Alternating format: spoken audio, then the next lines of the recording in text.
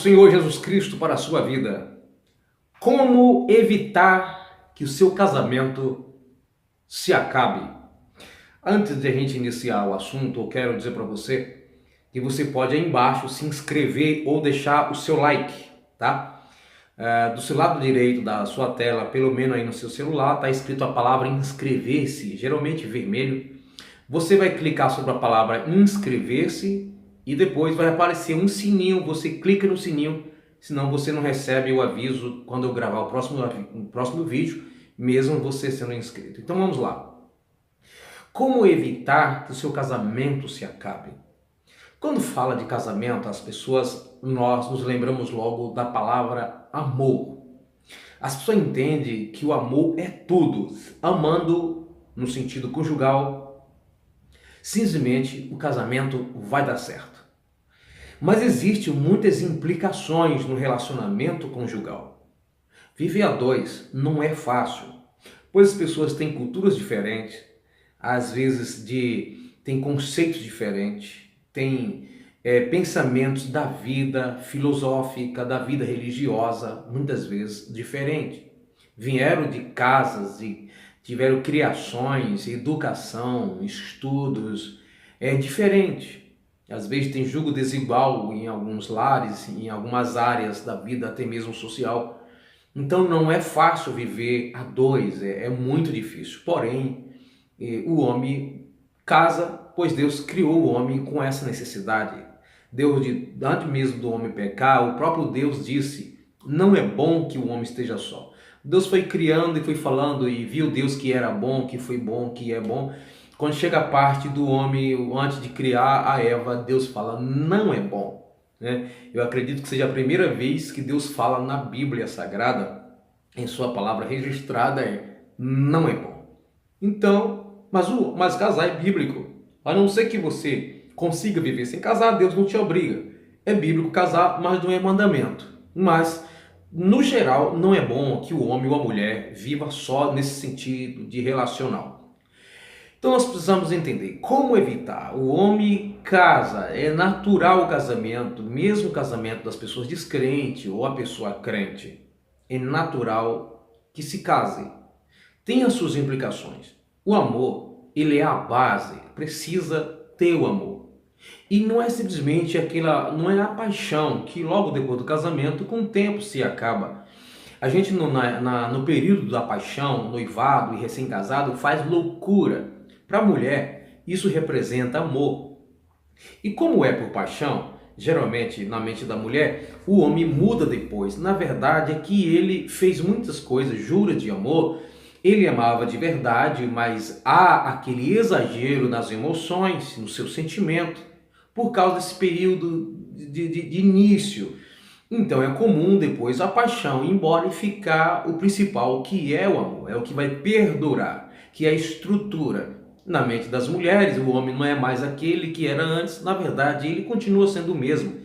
É só suas ações que há mudanças, porque ele fazia mais pelaquela paixão, a flor da pele, não era algo tão racional, mas era mais emocional. E o emocional ele é temporário, ele é alguns momentos e outros não, e aí precisa ser interpretado direito isso aí, certo?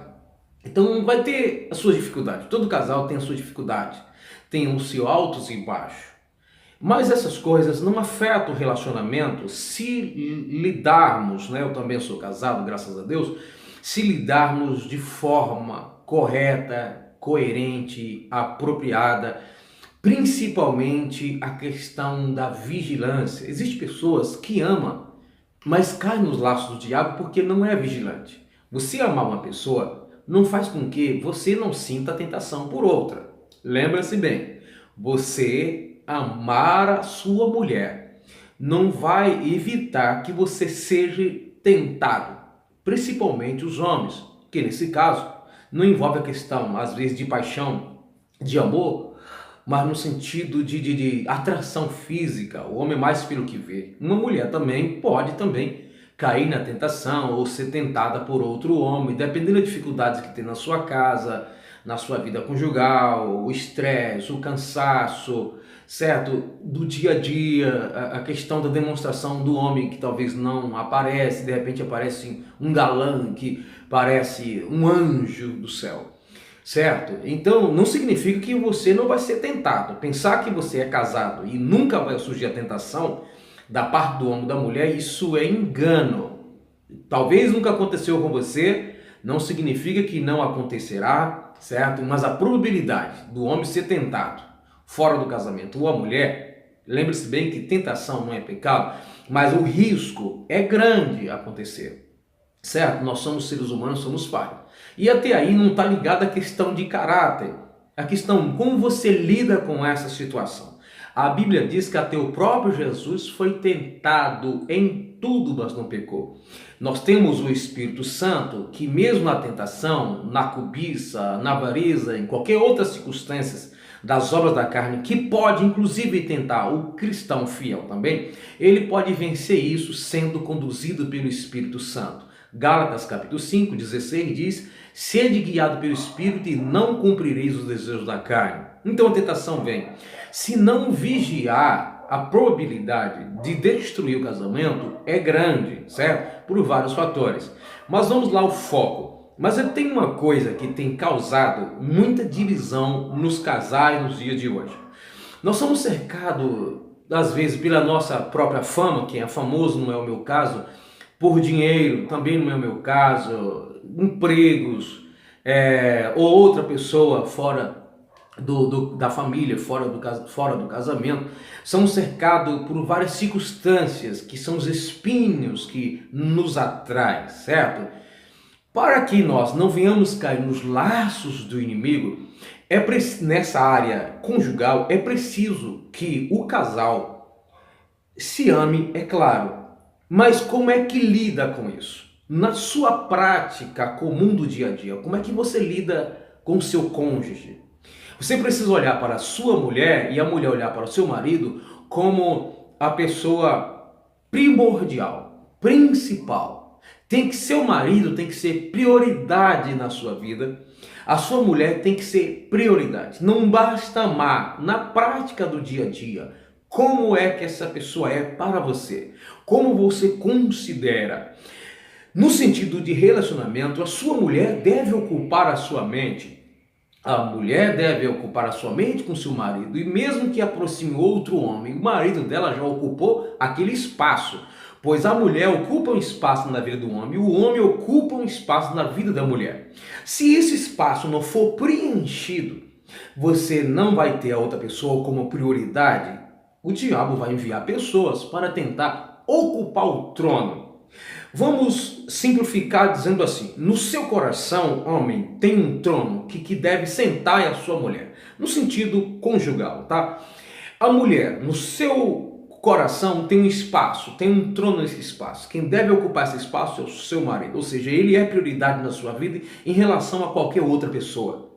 Do mesmo jeito, o homem, a mulher deve ocupar um espaço que mais ninguém vai ocupar. Quando alguém casa, quando o homem e a mulher casam, eles, na relação sexual, nessa junção, se torna uma só carne. É tão íntimo isso que Jesus compara o amor dele pela igreja, assim como o marido ama ou deve amar a sua mulher, que é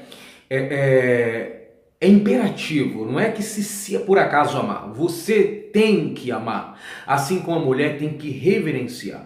É claro que para a mulher precisa amar também. A mulher sem o amor do marido, dificilmente a mulher vai respeitar o marido como deve, e aí o homem precisa demonstrar o amor que tem pela sua esposa, certo? E assim a esposa naturalmente vai corresponder. Tem alguns casos que são exceções, que aí são outra situação que não dá para discutir agora. Mas o que precisa, além de demonstrar amor, é você reconhecer a sua posição. Certo? Sua posição. Sua posição é de quê? De marido. Então age como marido. Lembra que quando você casa, você não é mais um homem solteiro. A mulher quando casa não é mais solteira. Então sua postura, suas amizades, sua maneira de ser precisa ser de acordo, certo? Deve ser de acordo com a postura. Como é que uma mulher casada precisa se comportar em relação aos outros homens e o homem também, que algumas pessoas que se casam e continuam como que fosse solteiro. Jesus disse para o homem que o homem não tem como odiar a si mesmo, é uma só carne, então o homem vai amar a mulher porque não tem como o homem odiar a si mesmo. O homem que causa sofrimento à sua esposa é como que estivesse causando sofrimento a si mesmo, porque é uma só carne. Quem maltrata a esposa está maltratando a si mesmo. E às vezes o homem maltrata e nem percebe, assim como a mulher muitas vezes não está sendo submissa e nem percebeu. Mas tudo isso tem a ver com quem é prioridade na minha vida. Quem deve ser prioridade na sua vida não são seus filhos, seu pai, a sua mãe, seu tio. Uma só carne é você, o seu marido e a sua mulher. Algumas pessoas acabam deixando interferir o emprego. Por causa de emprego tem gente que perde o casamento. Não é que acontece de uma hora para outra. Não, mas é falta de caráter. Gente, se nós não lidarmos com prudência, qualquer interferência pode levar a grande desastre.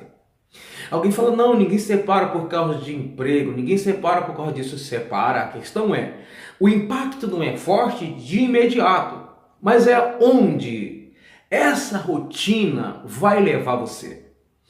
A sua separação, até para se consagrar, deve ser de comum acordo e não por muito tempo, diz a Bíblia, em 1 Coríntios, capítulo 7, Paulo fala que o marido e a mulher, quando for se consagrar, que façam isso com consentimento mútuo, para que o diabo não vos tente por causa da incontinência, a tentação dos dois lados, inclusive quando é para uma coisa necessária, como se consagrar, para orar a Deus. Quanto mais, muitas vezes, nós temos opções de mudar nosso horário de trabalho e a gente não muda. Nós temos opções até de abandono do trabalho. Lembre-se bem que nenhum sucesso, como diz o provérbio, nenhum sucesso justifica o fracasso do seu casamento. A sua mulher em primeiro lugar, cuidado com a interferência do seu pai, da sua mãe, do seu tio, da sua tia, até dos seus próprios filhos, do seu relacionamento, né? Percebe-se que algumas mulheres, quando têm um recém-nascido, acontece muita separação nesse período porque ela se envolve tanto com seu filho, que deve ser cuidado com muito carinho e amor, que não consegue perceber que deixou o marido de lado.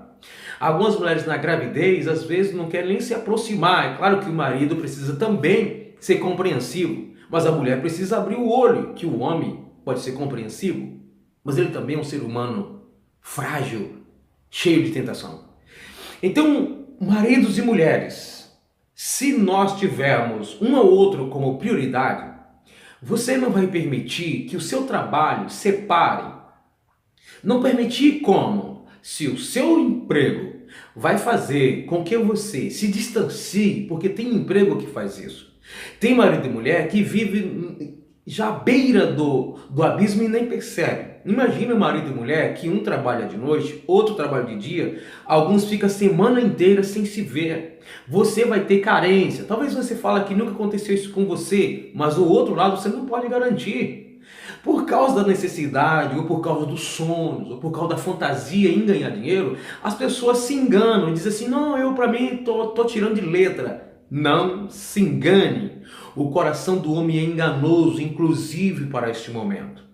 Então se separam, fica a semana inteira por causa do trabalho. Se tem filho, é claro que vai interferir na vida dos filhos essa separação. Vai ter ser cuidado por babá, por creche, escolinha.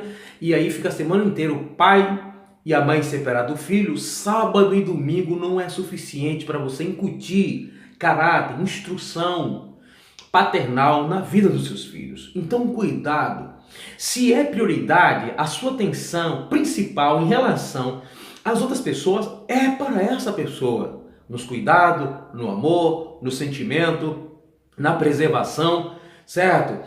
Então assim, a gente percebe quando vai conversar com alguém que teve desgaste no relacionamento conjugal, que teve essa rotina, que teve, que com o tempo o casamento se esvaiu, se acabou, a gente percebe que foi colocado outras pessoas no lugar em que deveria estar a esposa.